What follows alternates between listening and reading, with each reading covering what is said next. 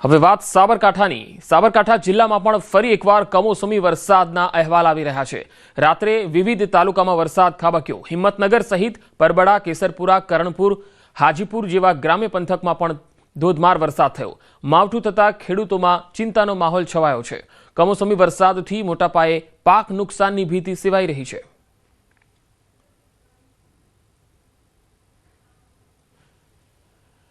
હવે મહીસાગરથી પણ તસવીરો આવી રહી છે। મહીસાગર જિલ્લામાં ફરી એકવાર કમોસમી વરસાદ પડ્યો। ગાજવીજ સાથે ક્યાંક ભારે તો ક્યાંક ધીમી ધારે વરસાદ પડ્યો।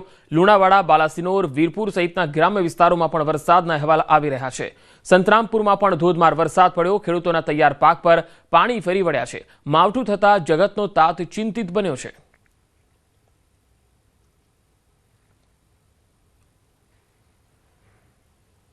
તો વાવ થરાદના સુઈગામ તાલુકાના પાડણ ગામે કમોસમી વરસાદના અહેવાલ આવી રહ્યા છે। બપોર બાદ અહીંયા ધોધમાર વરસાદ અને વાતાવરણ પલટાયું હતું।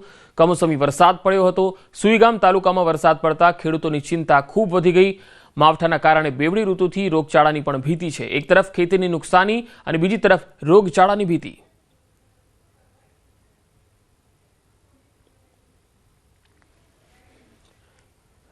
તો બનાસકાંઠાના ઓગળ તાલુકામાં આવ્યો વાતાવરણમાં પલટો। ઓગળમાં માવઠું પડ્યું છે। કમોસમી વરસાદથી રસ્તા પાણી થઈ ગયા છે।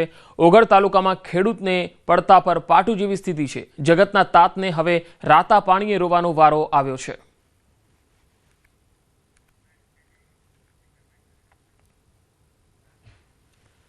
સોનાએ સમાજમાં કર્યો છે સુધારો। સાંભળવામાં તમને નવાઈ લાગશે, પરંતુ આ વાત સાચી છે। વૈશ્વિક સ્તરે જે પ્રમાણે સોનાનો ભાવ વધી રહ્યો છે તેને જોતા એક પ્રતિષ્ઠિત સમાજે આવકારદાયક અને લોકોના હિત માટેનો નિર્ણય કર્યો। અમદાવાદ શહેરમાં વસતા રબારી સમાજના 14 પરગણાએ લગ્નમાં 15 તોલા જેટલું સોનું આપવાની પ્રથા હવે દેવ દિવાળી પછી બંધ કરી દીધી છે।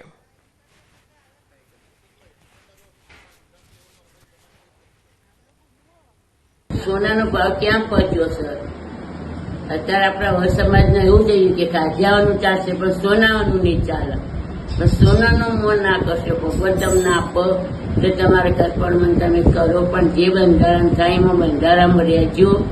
અમારા મહિલા મંડળની બધાની સહી સર ગમે બહેરો આપશું અને સલાહ આપશું।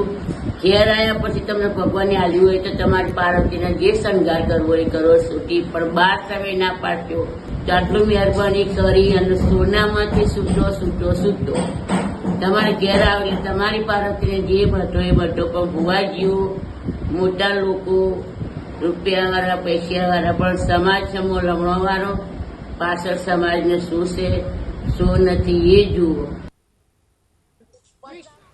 સમાજમાં વ્યાપેલા કુરિવાજ પર સદંતર પ્રતિબંધ લાદવા સમાજના અગ્રણીઓ એકત્ર થયા હતા।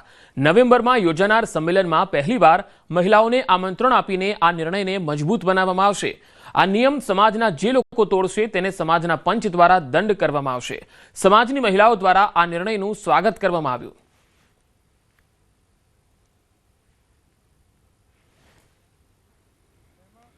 70-80% સમાજનો વર્ગ એવો છે જે આ આર્થિક પરિસ્થિતિ એવી છે નહીં કે 25-50 તોલો સોનું લઈ શકે।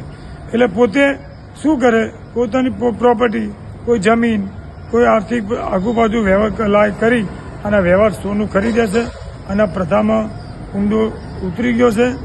ખરેખર રબારી સમાજને જાગવાનું છે। આના માટે ઘણા બંધારણ થયા છે, પણ કોઈને થોડા પાળ્યા છે, થોડા નથી પાળ્યા। કે ભાઈ સોનાનો ભાવ વધી રહ્યો છે એટલે એકલા રબારી સમાજની પણ અન્ય બધા સમાજોને આ પોસાય એવી પરિસ્થિતિ નથી, પણ અમારા સમાજમાં વધારે પડતો સોનાનો આગ્રહ હોય છે। એટલે હવે જો સમાજની અંદર આ સોનાની પ્રથા જો વધારે નાબૂદ ના થાય તો મધ્યમ વર્ગ અને નાનો વર્ગ દેવાની અંદર ડૂબી જશે। અને અત્યારે 25 તોલા 50 તોલા આ રબારી સમાજમાં બધું ચાલે છે, તો હમત લાઈન પૂરું કરવાનું અમારે। હવે નરમ ગરમ હોય એ ત્યાંથી લાઈન છોકરો પરણાવે। સોનું તો ખરેખર હાલ એના ભાવ ખૂબ જ વધી રહ્યા છે, જે જોઈને આપણે સમાજમાં એક સુધારો લાવવાની ખરેખર જરૂર છે કે જે સોનાની પ્રથા છે હું એવું નથી કહેતી કે સાવ એને બંધ કરો, કારણ કે એના સાથે પણ એક સાંસ્કૃતિક જોડાણ છે, લાગણીઓ છે, એટલે પણ એના માટે એક મર્યાદા કે એક લિમિટ નક્કી કરવી જોઈએ। તો રબારી સમાજમાં ખોટી પ્રથાની નાબૂદી માટે છેલ્લા 2 વર્ષથી ચર્ચા વિચારણા ચાલતી હતી. તેમાં પણ જો વાત સોનાની કરવામાં આવે તો મધ્યમ વર્ગના લોકોને સોનું ખરીદવું પોસાય તેમ નથી. લગ્નમાં સોનું ખરીદતા તે બોજ નીચે દબાતો જાય છે. તેથી જ સમાજે આ નિર્ણય લીધો અને સમાજના લોકોને આ નિર્ણયમાં સાથ સહકાર આપવા અપીલ કરી છે.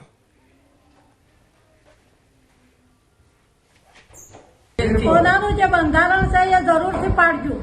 એ બધા માટે છે, એ કોઈ અમારા માટે છે એવું જરૂરી નહીં. પણ આ બંધારણ તમે ના પાડો તો તમારો બાળ બચ્ચો, તમારું કુટુંબ, તમારે આગળ બધે હેડવાનું છે. એ રીતે તમે આ બધું બંધારણ પાડજો એવું અમારી જરૂર વિનંતી છે. જે આપણું જે બંધારણ થાય છે સોના માટે એ બધા માટે સારું છે. તે બધી બહેનો જવાની ચિંતામાં બધા તમે ભેગા મળીને આપજો. હવના માટે છે, આપણે એક માટે નહીં. કોઈનો ગરીબનો છોકરો ઉભો રહે એનું થાય તો બધા માટે સારું છે.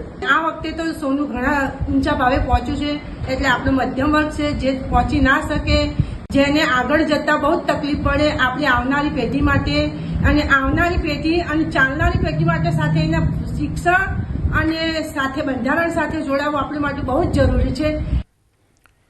સીએમ ભૂપેન્દ્ર પટેલ જૂનાગઢના પાણીધ્રાની મુલાકાતે પહોંચ્યા હતા. સીએમએ માવઠાગ્રસ્ત વિસ્તારની મુલાકાત લીધી.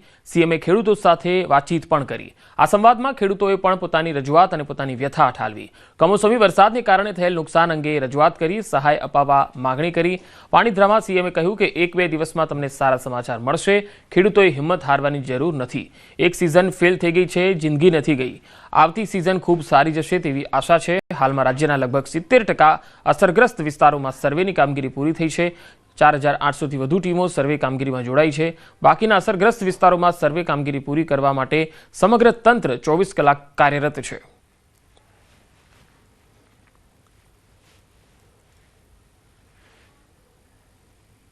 પરિસ્થિતિમાં બધા જોડે રહેવાનું, એટલે એની મેથી બહાર નીકળી જવાનું. બધા જોડે રહીશું તો એની આ તો પરિસ્થિતિ કુદરતી સર્જાઈ છે ને આપણે એમાંથી બધા ભેગા થઈને બહાર નીકળી જઈશું. સરકાર તમારી જોડે રહેશે, તમે ચિંતા કર્યા વગર. એમાં સરકારે બધું જોઈ લીધું છે, અમારા મંત્રીશ્રીઓ બી જઈ આવ્યા છે, એટલે જેટલું બને એટલું વહેલું તમને 1-2 દિવસમાં આનું શરૂ કરી દઈશું. તમે આવી રીતના માંડવી પણ થઈ ગઈ તો હવે અમને કઈક ટેકો આપો અને અમે 1 વર્ષ સુધી આવી રીતના જીવી શકીએ એવું અમને સરકાર એક મદદ કરે. અને મુખ્યમંત્રી કે અમે કે તાત્કાલિક આનો સર્વે કરી અને અમે આવી રીતના મદદ કરશું. એમ આપણી સરકાર છે તે આપણી સાથે છે એવું આશ્વાસન પણ અમને આપ્યું છે. અને ટૂંકા જ સમયની અંદર સાહેબે એવું વચન આપ્યું છે કે ટૂંકા જ સમયની અંદર તમામ ખેડૂતને જે કાંઈ ગવર્મેન્ટ નક્કી કરશે સહાયની યોજના સહાય તે તાત્કાલિકના ધોરણે પ્રત્યેક ખેડૂતના ખાતામાં તાત્કાલિક જમા કરવામાં આવશે. મહીસાગર જિલ્લામાં કમોસમી વરસાદના કારણે ડાંગરના પાકને મોટા પાયે નુકસાન